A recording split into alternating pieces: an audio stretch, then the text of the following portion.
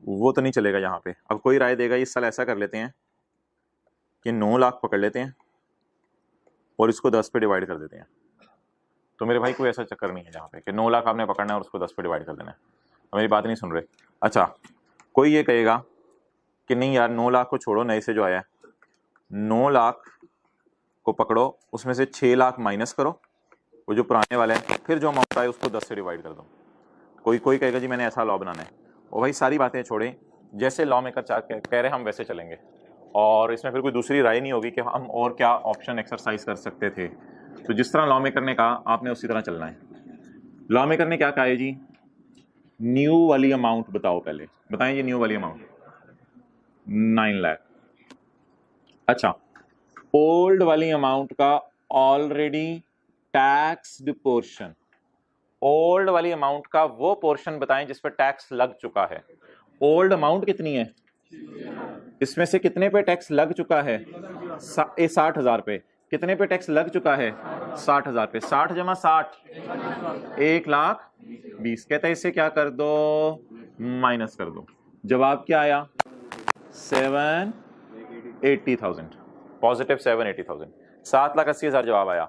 अब 7,80,000 को आपने अब 10 सालों में इनकम में डालना है, और अब 7,80,000 का पहला साल 2015 है। अब 7,80,000 डिवाइड बाई 10 इस साल करेंगे, अगले साल भी 7,80,000 डिवाइड बाई 10, उससे अगले साल भी 7,80,000 डिवाइड बाई 10। अब आप 7,80,000 डिवाइड बाई 10 करते रहेंगे। और इसमें ये नहीं होता मंथ बेस पे पोर्शन, जैसे डेप्रिसिएशन में होता था कि यार सर आपने एसेट खरीदा fix asset 6 lakh divide by 10 into 10/12 कर दें। नहीं नहीं नहीं, ऐसा कोई चक्कर। मंथ बेस पे पोर्शन में यहाँ कोई नहीं है, सीधे सीधे रूल है टैक्स वालों के, कोई मुश्किल बातें नहीं कर रहे वो। तो बता दें कि 9 लाख में से क्या माइनस करना है, ऑलरेडी टैक्स्ड जी। लेकिन 7,80,000 एवरेज नहीं लिख देना, वो याद रखना है। इसको एंड पे किससे डिवाइड करना है, 10 से। क्या जवाब आ गया, 78,000। कैलकुलेटर पकड़ा हुआ है, 1308,000 माइनस क्या करें जी, रिपेयर अलाउंस 1308,000 इंटू 1/5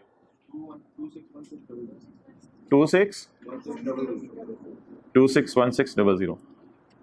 पता नहीं ये देख के ना लोगों के ज़हनों में सवाल क्यों आने लग जाते हैं, ऐसा क्यों किया है, ऐसा कर लेते, वैसा कर लेते। तो भाई अगर कोई भी आपके जहन में ऑप्शन आ रही है ना कि ऐसा नहीं वैसा कर लेते, तो माजरत आप FBR को ईमेल ही कर सकते हैं। ICAP तो सॉल्यूशंस में ऐसा ही कर रहा है, आपने कुछ और करना है वो आपकी अपनी मर्जी है। तो लॉ में जब तक आप अपनी लॉजिक लगाते रहेंगे और अकल लगाते रहेंगे कि ऐसा नहीं ऐसा कर लेते, तो फिर तो परेशान ही रहेंगे, पेपर की तैयारी कम से कम नहीं कर सकेंगे। और कई लोगों को मैंने देखा किसी एरिया के ऊपर इतना अंदर चले जाते हैं और बाद में आखिरी दिनों में फिर थ्योरी भी उनसे याद नहीं हो रही होती।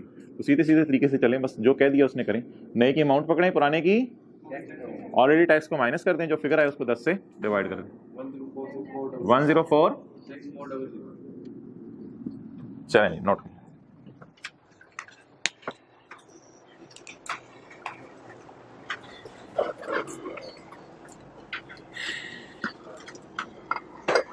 पूरा नोट करते हैं या बस थोड़ा सा अधूरा सा, पूरा?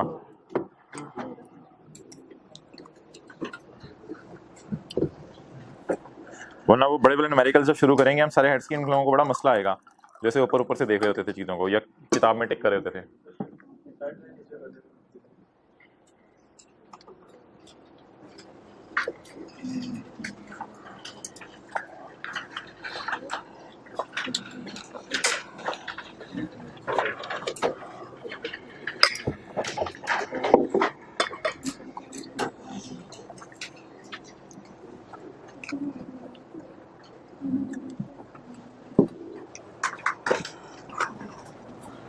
जी, which amount is already taxed? 1,20,000।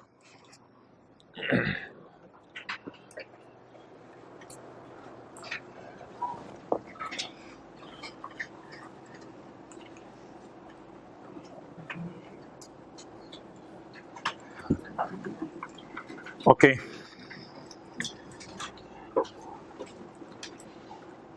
रखो भी इधर ही।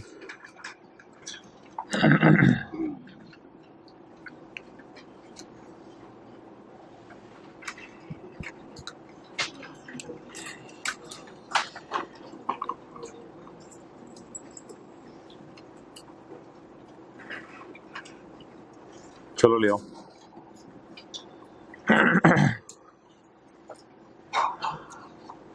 क्या था? द न्यू कराईदार gave 9 lakh as non adjustable amount which was थोड़ा सा use to repay 6 lakh to. इससे कोई फर्क नहीं पड़ना कि हमने वो 9 लाख पकड़ के उसको 6 लाख वापस किया, हम वैसे भी उसको 6 लाख वापस करते थे, तो यही ट्रीटमेंट थी। पढ़ें जी point 3। Where the Babar has refunded 6 lakh to on termination of tenancy, and the owner lets out the building to succeeding tenant. Succeeding tenant कौन है? Umar. And the owner lets out the building to succeeding tenant. Then new advance कितना है? 9 lakh. New advance कितना है जी? Less 9 lakh में से minus किया ना हमने कुछ, सारा या पोर्शन? सारा 6 लाख माइनस किया या 6 लाख का portion? Such portion of earlier amount. मुझे पोर्शन ऑफ अर्लियर अमाउंट बता दें, portion of earlier amount. Earlier amount तो मुझे पता ही 6 लाख है, मैं आपसे क्या पूछ रहा हूं? Portion of earlier amount. कौन सा पोर्शन है? That was charge to tax का क्या मतलब है? जिस पे टैक्स लग चुका है, that was charge to tax. अच्छा, अब कितनी फिगर आ गई बताएं? न्यू एडवांस माइनस 1,20,000, कितनी फिगर आ गई? 7 lakh. New advance minus already tax, कितनी फिगर आ गई? 9 lakh minus 1 lakh is equal to 7,80,000। Shall be chargeable under the head income from. ये 7,80,000 भी किस हेड में जाएगा? इनकम प्रॉपर्टी में। इन the year in which it was received, जिस साल ये आया उस साल, वो कौन सा साल है? 2015। एंड इन द फॉलोइंग 16 से लेकर 16, 17, 18, 19, 20, 21, 22, 23, 24 तक, 16 से लेकर 24 तक, 2016, 17, 18, 19, 20, 21, 22, 23, 24। तो 15, 16, 17, 18, 19, 20, 21, 22, 23, 24। अब 2024 तक कितना ऐड होता रहेगा? 78,000। 2024 तक अगर और कोई नया किराएदार ना आया तो कितना ऐड होता रहेगा? 78,000।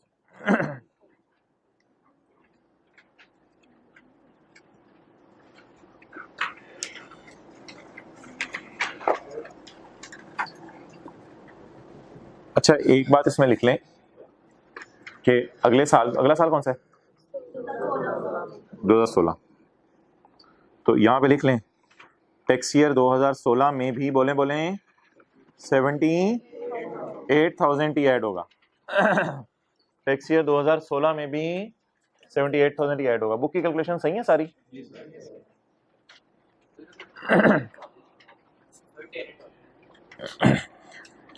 टैक्स ईयर 2016 में भी 78,000 ही होगा।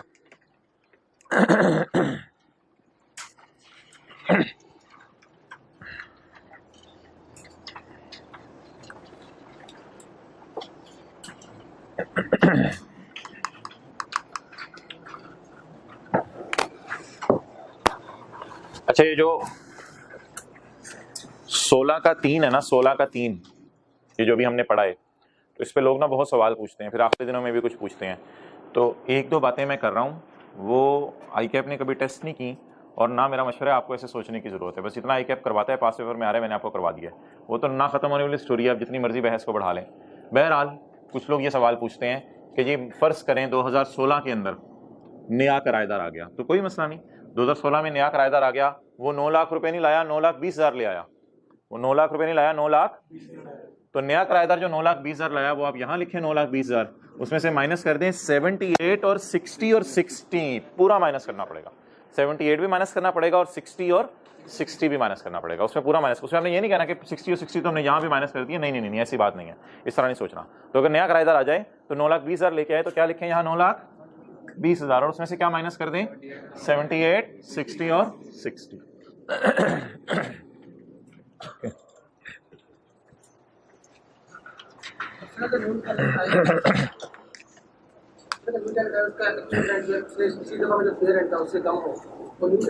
अच्छा ये नहीं, आप किस किराए की बात कर रहे हो, नॉन एडजस्टेबल की? अच्छा बहरहाल, अच्छा नॉन एडजस्टेबल में भी ना एक और सवाल भी अक्सर लोग पूछते हैं, अब वो भी मेरे ख्याल से डिस्कस करने की जरूरत नहीं है। बहरहाल कई दफ़ा ऐसा होता है नया किराएदार लाता ही 80,000 रुपये है, अब उसे मांगते हैं 9 लाख, कहते हैं नहीं यार, आप फिर मजबूरन आप उसे कहते हैं चल यार मुझे भी जल्दी है 80,000 ही दे दे यार। अब वो 80,000 लाता है, तो 80,000 में से 1,20,000 माइनस करें तो जवाब नेगेटिव आ रहा है, तो फिर वो नेगेटिव को आपने इग्नोर करना है, आपने कैलकुलेशन आगे चलानी नहीं। लेकिन अगेन ये चीज़ें आई कैप नहीं पूछ रहा है, सही अपने आपको परेशान करने की क्या जरूरत है, जितने मर्जी सिनेरियो बना लो वो तो खत्म होने वाली बात ही नहीं है। तो जितना डिस्कस हो गया वो काफ़ी है आपके लिए। और फिर अगर एक और तीसरा सवाल लोग पूछते हैं, वो भी मैं अब क्या कहूँ, वो पूछते हैं यार ये जो बंदा था ना 2026 के अंदर कोई बंदा आ गया, यानी कि 10 साल पूरे हो गए थे, अब 2026 में कोई बंदा आ गया, तो भाई अगर 2026 में कोई बंदा आ गया ना तो फिर उस अमाउंट के 10 साल पूरे हो चुके हैं, अब वो पुरानी अमाउंट्स माइनस करने की जरूरत नहीं है। अब ये बहुत ही गहरी बात हो जाएगी। अब 2026 में अगर कोई बंदा आ गया तो पुरानी अमाउंट का माइनस करने की जरूरत नहीं है। 2026 में जो बंदा आया मिसाल के तौर पे वो 15 लाख लाया, बस आप 15 लाख को पकड़ें और पकड़ के 10 से डिवाइड कर दें। ये 3-4 बातें आउट ऑफ सिलेबस मैंने कर दी, वापस आ जाए। अच्छा जी, विद इन सिलेबस रहते हुए अब बातें शुरू करते हैं जी। जो जब भी बंदा आएगा किससे अमाउंट डिवाइड करनी है? 10 से। पॉइंट 1 में क्या पढ़ा है? 10 से डिवाइड करनी है। और अगली बात, जब कोई नया बंदा आ जाए और पुराना चला जाए जिस साल उस साल क्या करना है? बोले बोले बोले बोले। नए से जो पैसे, पुराने के कितने पैसे माइनस करने हैं? ऑलरेडी टैक्स माइनस कर देने। क्लियर? अच्छा जी। अब एक बड़ा इंपॉर्टेंट सिनेरियो है जो उसने पॉइंट 2 में डिस्कस किया है। पॉइंट 2 में उसके लिए हमारे पास अल्लाह का शुक्र है इस सफ़े पे जगह खाली है, तो हम इसी सफ़े के ऊपर ना एक सवाल बना देते हैं जिसका नाम हम रख देते हैं एग्जाम्पल 1A। अगर मुझे याद रहा तो किताब के अंदर भी मैं डाल दूंगा एग्जाम्पल 1 के नीचे। एग्जाम्पल 1A किसने घर छोड़ा था? कब छोड़ा था? Qasim vacated house on 31 January 2015 and no one came. क्या मतलब no one came? No new came लिख लें, जो मर्जी आपको समझ आ रहा हो लिख लें। मैंने फिलहाल नो वन केम लिख दिया है, कोई नया बंदा नहीं आया।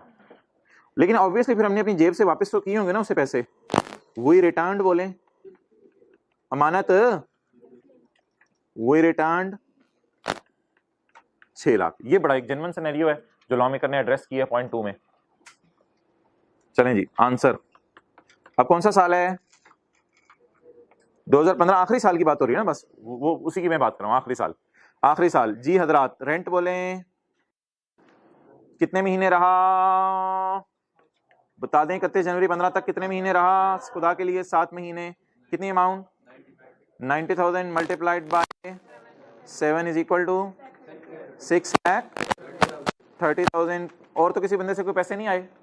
अच्छा, नॉन एडजस्टेबल अमाउंट ना आने वाले साल में आपने ऐड करनी होती है। जिस साल जा रहा हो उस साल फिर आपने कुछ नहीं करना होता इसका, बस आने वाले साल में आपने फुल ऐड करनी होती है। जिस तरह को फिक्स एसेट में नहीं अजीब सी बात पढ़ते थे, full deps in the year of purchase while no deps in the year of sale, तो जाने वाले साल में इग्नोर करें इस 6 लाख को, बस फारक करें। नॉन एडजस्टेबल लिख के आपने पेपर में नॉन एडजस्टेबल लिख के ऐसे डैश डाल देना, यानी से इग्नोर करना है। कितना हो गया जी? 6,30,000। ओके, अब क्या माइनस कर देंगे? रिपेयर अलाउंस जी। 1/5 निकाल दें, 1,26,000। क्या आ गया जी जवाब?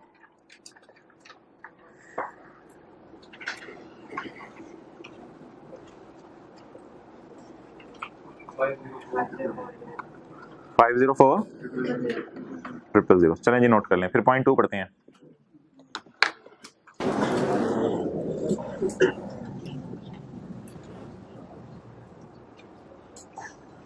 चलिए मैं डिक्टेट कराता हूँ, सवाल लिखें।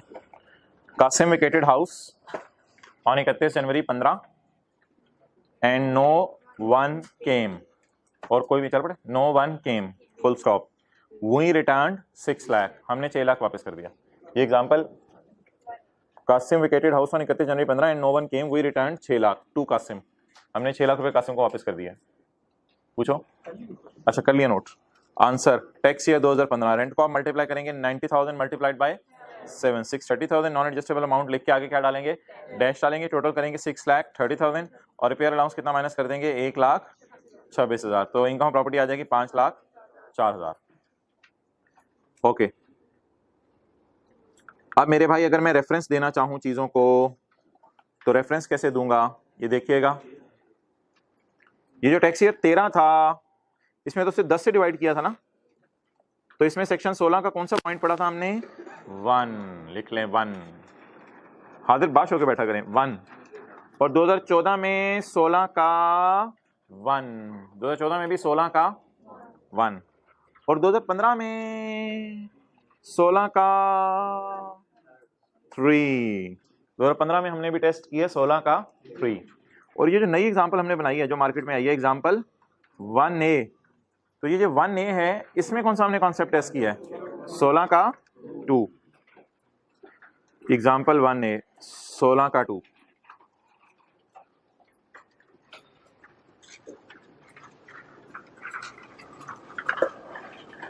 चलें जी पढ़ें 16 का 2 जिसका इंतजार था। Where an amount which is not adjustable against the, कितनी थी amount, 6 lakh, is refunded by the owner to the, owner ने किसको वापस कर दी, टेनेंट को। अबे तू क्यों वापस कर रहा है, ऑन टर्मिनेशन ऑफ टेनेंसी, इसलिए कि वो जा रहा on termination of, before expiry of, 10 साल से पहले ही चला गया। No portion of 6 lakh, no portion of shall be allocated to tax year in which it is refunded. No portion shall be allocated to year in which it is refunded. 2015 में इसका कोई portion add नहीं होगा। और ये बात तो यार जाहिर सी है, और टू एनी सब्सिक्वेंट ईयर, और जाहिर बात है अब इस 6 लाख को आपने 2015 में नहीं डाला तो 2016-17 में कहां से 6 लाख को 10 से डिवाइड करके डालेंगे। तो अगले सालों में तो वैसे ही मुहाल है, सोच में भी नहीं आ सकता हमें कि अगले सालों में हम इसको डालेंगे इनकम में, क्योंकि हमने 15 में भी इसको इस काबिल नहीं समझा के डालेंगे इनकम में। ओके,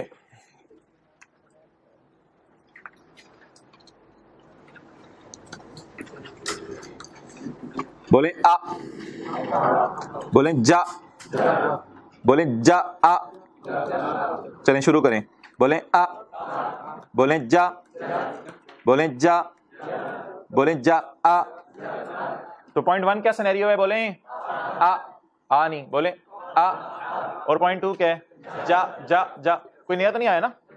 और पॉइंट 3 क्या है, जा आ, बोले ये कोई किरदार नहीं याद कराई जा रही है आपको। पॉइंट 1 क्या जी, बोले आ, पॉइंट 2 जा, और पॉइंट 3 जा आ। ओके, तो ये 3 किस्म के सिनेरियो जो है 16 के 1, 2, 3 में डिस्कस हुए हैं। पहले में सिर्फ नया आ रहा है, दूसरे में एक बंदा जो भी मौजूद था वो जा रहा है और नया नहीं आ रहा। ये असल में ना ये है जा रहे और ना आ, कोई ना आ, कोई भी नहीं आ रहा, कोई आ नहीं रहा इधर। और इधर है आ आ आ, जा रहा है और नए को बुला रहे हैं।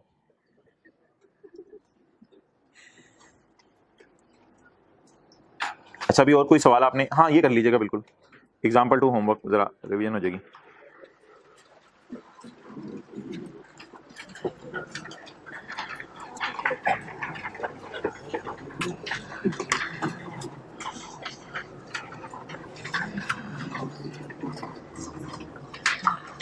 जी अगला कौन सा सेक्शन है भाई,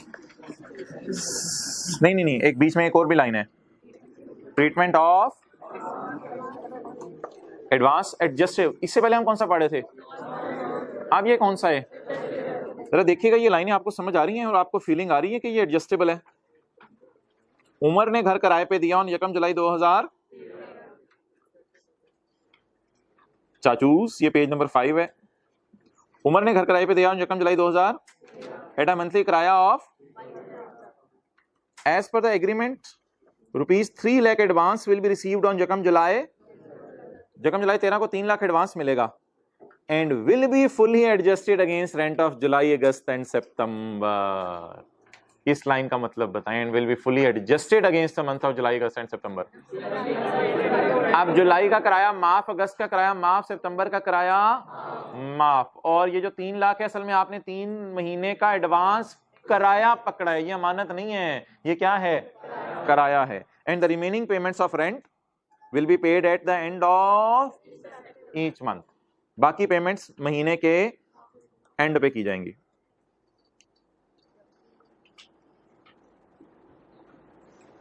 ओके तो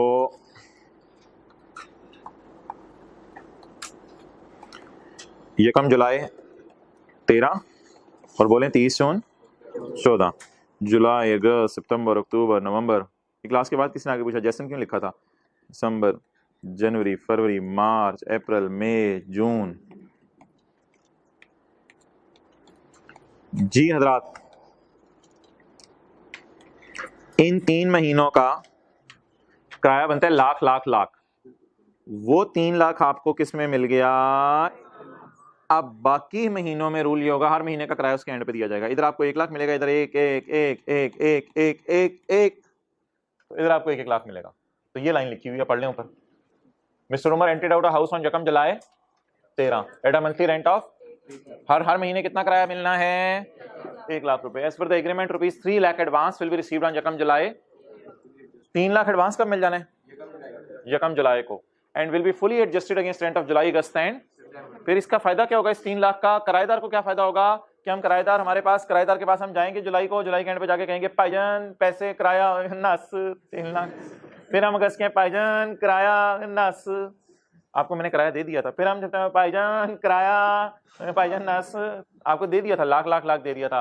फिर अक्टूबर के एंड पे हम जाएंगे भाईजान किराया, कहेगा ना नहीं नाच तले आ चल लाख रुपया काट।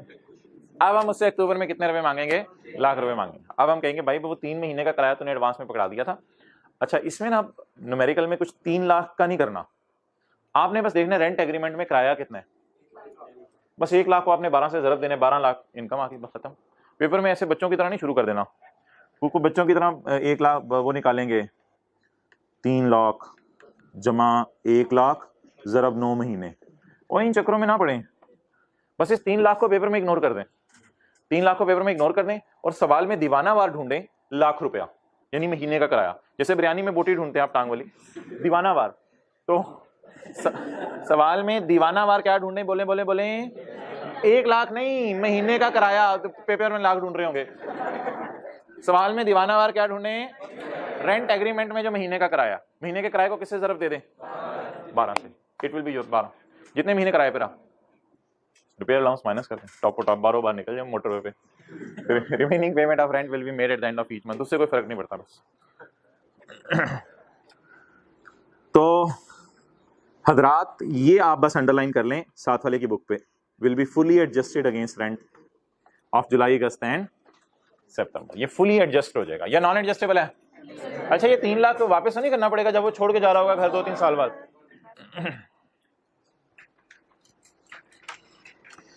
आखिरी लाइन पढ़ें, there will be no separate treatment of 3 lakh because it will be taxed automatically in 3 months being an integral part of monthly rent. Rent को जब आपने 12 से मल्टीप्लाई कर दिया तो 3 लाख उसमें ऑटोमेटिकली आ गया।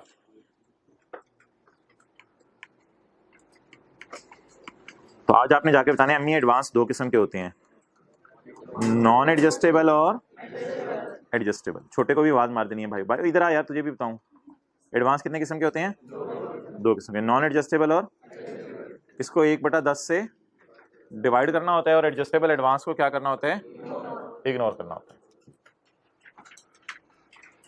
जैसे घर वाले बाहर निकलते हुए आपको इग्नोर कर देते हैं, बच्चा पढ़ रहा है, कोई नहीं, आप उसे कहें इंशाल्लाह मार्च में मैं भी सैर करूंगा, बस मार्च तक आपने घर में रहना है किसी तरह।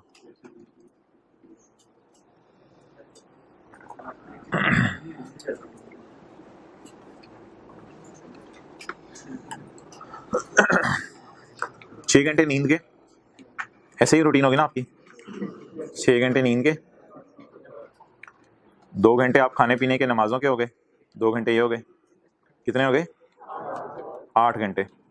दिन में कितने घंटे, 24, बाकी कितने रह गए, 16 घंटे। 16 घंटे में अगर आप 3 सब्जेक्ट पढ़ रहे हैं तो 1 2 3 5 घंटे उसके निकाल लें, चलें आने जाने का टाइम भी डाल लें, कितने रह गए, वो लुट में जा सकता है बंदा पढ़ के। आप अगर 3-3 घंटे भी हर सब्जेक्ट को दें इतना टाइम कैसे गुजरते हैं दिन आपका? फिर भी ये अगर आप माइनस कर दें 9 घंटे, फिर 2 घंटे आप बिल्ले बैठे रहते होंगे। 3 घंटे एक सब्जेक्ट को पढ़े हैं, उसमें 3 घंटे में मुझे पता है आप 2 घंटे आज वाला करते होंगे, 1 घंटा पिछला रिवाइज करते होंगे। खीर होगी क्या? वक्त में बरकत नहीं रही, टाइम खत्म होता है, पता ही नहीं चलता। ये वाले 9 घंटे कहाँ जाते हैं पता ही नहीं चलता। ये 2 बोनस भी हैं, तो 8 घंटे सो जाओ, चलो ये वाले 2 इधर डाल लो, फिर भी 9 बनते हैं। इससे ज्यादा लोग हैं। मुझे अच्छी तरह याद है ये जब हमें छुट्टियां होती थी पेपरों की, 14-15 घंटे आराम से पढ़ लेते थे। मैं आपको सच्ची बात बता रहा हूँ, आराम से, पता ही नहीं चलता, मैं बटे बटे बंदा पढ़ लेते। नहीं तो वो आखिरी महीने की बात नहीं, तो मैं आम दिनों की बात कर रहा हूँ। आम दिनों में भी आपके पास में 16 - 5 11 घंटे मौजूद हैं। ओके चलें जी, आप ना उल्टा चलें, रिवर्स चला करें। ये देखें मेरा टाइम जाता कहाँ है। ये टाइम ना टाइम मेरा टाइम कहाँ जाता है। इन लोगों के लिए 11 घंटे हैं पढ़ने के लिए, मेरे पास 3 घंटे नहीं निकालने, घंटा नहीं सब्जेक्ट को दे पा रहा। पता नहीं कभी कभी मुझे क्या हो जाता है। अच्छा जी, अपने आप से बात करें। इनकम ऑफ, बोलें इनकम ऑफ जॉइंट ओनर्स। ये इस तरह की बात ये दफा पहले भी हो चुकी हुई है। सिंपल सी बात है, अगर 2 बंदों ने इकट्ठे पैसे लेके घर खरीदा, बैंक की बात नहीं कर रहा मैं, वो अलग बात थी। आप दो दोस्त हैं, साथ वाले को मुस्कुरा के देख लें, आपने इकट्ठे घर खरीदा, ठीक है, थोड़े से पैसे इसने डाले, यार 10 रुपए तू पा, 10 रुपए मैं पावा, चल यार घर खरीदे, चलो जी 20 रुपए का घर खरीद लिया। तो अब आप लोगों ने, मैं 10 मिलियन की बात कर रहा हूँ, लेवल है, तो आप लोगों ने 10 मिलियन डाल के घर खरीद लिया। अब आप इस प्रॉपर्टी के क्या बन गए? जॉइंट ओनर्स बन गए। क्या बन गए? अब मोहतरम क्या होगा, आप हजरात इस जो आपकी इनकम आ रही है, ये तो एकदम किसी हाई स्लैब में गिर जाएगी। मिसाल देता हूं आपको, असलम और बाबर, ए और बी, जॉइंट ओनर हैं घर के, and they have provided the following data. Profit sharing ratio amongst A and B is 60:40। और joint owners of a house, यानी इकट्ठे पैसे डाल के इन्होंने घर बनाया हुआ है। और प्रॉफिट कैसे तकसीम किया करेंगे घर का? Rental income earned from house for 2013 is 3 million. Rental income है 3 मिलियन। अब एक बार याद रखिएगा, सैलरी तो इनकी है ही नहीं ना, तो सिर्फ प्रॉपर्टी इनकम है, तो फिर टेबल 2 तो दूर की बात है। फिर जब भी सैलरी 0 हो तो टेबल 1, जब भी सैलरी 0 हो टेबल 1।